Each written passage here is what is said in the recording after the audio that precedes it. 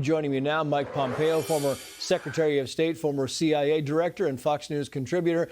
Secretary Pompeo, it's great to have you on the show. Happy New Year. It sounds to me, sir, like the Iranians are protesting, one, because the economy is terrible and the dollar is failing over there, or the money system is failing over there, but also because they believe their leaders are more interested in ramping up the war machine than fixing the economy. What do you think? Trace, I think that's absolutely right. Look, we've seen these protests for an awfully long time. The most frequent outcome is the Iranian Basij, their internal terror network, just starts stopping the riots through killing and executions, threatening. We've seen that bad movie before. But this does feel like this is large and a little bit different because the economic pressure is so great that President Trump has put on. And not only that, your point's well taken. I do think they have witnessed the Iranian regime suffer from an Israeli attack. They all know precisely what happened, that they fired missiles into Israel that did nothing, and the Israelis and the Americans flew over their country willy-nilly without any capacity to actually defend their own country. Billions of dollars wasted, and now an economy in ruins, and they've got a water shortage. That's why I think you see the protests in some of the rural areas as well. Perhaps the Iranian people will rise up and we'll get a regime that is fundamentally different than the one that has threatened the entire world since 1979. It's interesting because this has been going on in Iran now for a few months. In fact, back in September, the host of this show, Martha McCallum, was talking to the new Iranian president, asking him about the crippled economy. And here's what the response was.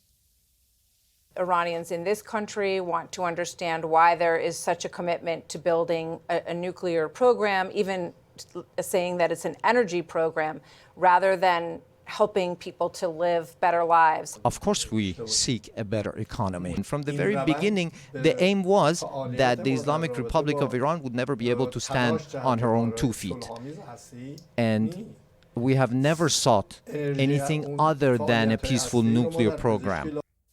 It's hard to believe when you talk about the backers of Hezbollah and Hamas and the Houthis that they're just all about peace and would never do anything that's outside the lines of peace in their nuclear program. Trace, we know the history. When I was a CIA director, we saw the Israelis get after the Israeli archives. You remember this. They stole all the documents that proved that Iran was indeed trying to build out a nuclear weapon program, not just a weapon, but an entire program.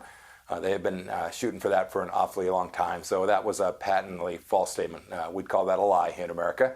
But second, I think the Iranian people can see that the military there has been corrupted. The economy has certainly been impacted by Western sanctions, but make no mistake about it, it was mostly ruined by the ayatollah and his henchmen, who gave assets to their friends, who stole, who created a theocracy that had no interest in actually creating a market or opportunities for the Iranian people. No, this economy has suffered because of bad leadership inside of Iran, because of American pressure. And now I think you're seeing the people of Iran realize there's a real hope and a real opportunity.